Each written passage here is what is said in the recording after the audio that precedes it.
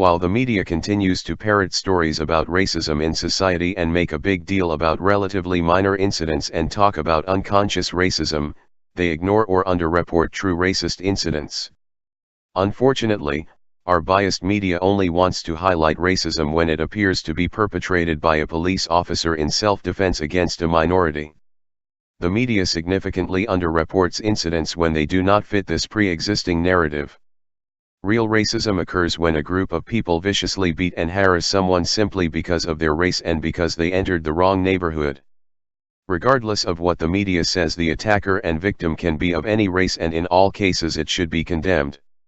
What appears to be a young girl and her brother were taking a shortcut through a public park in Indianapolis. Unfortunately, they did not have the right skin color. The two were beaten by a gang of punks caught on a cell phone video. Although the clip went viral on social media, the mainstream media didn't want it to become the huge national incident earlier cases, such as the Michael Brown incident, and most major news media either completely ignored it or underreported it. If races had been reversed, it would have been equally horrible and disgusting. But what would have been different is this would have been on the homepage of CNN for weeks, and they would continue to cover it for months. Obama and Eric Holder would have given numerous press conferences.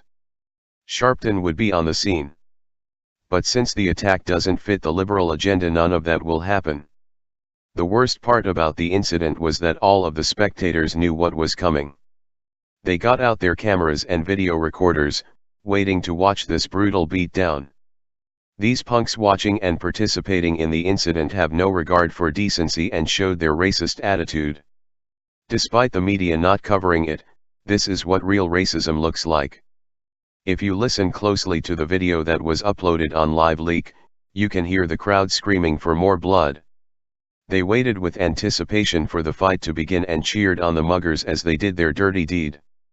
The leader of the gang, known as Nukbabili, took control of the situation and led the group in the fight. The victim's brother tried to step in and stop the fight but also took significant blows. Real racism happens when people are targeted specifically for their race and violently attacked for no other reason.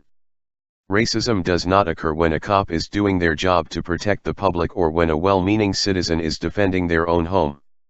The media should remember that next time they parrot a racism story to fit their own preconceived notions of justice. Also, some say showing incidents like this increases racism. Apparently those people feel like these incidents should be swept under the rug.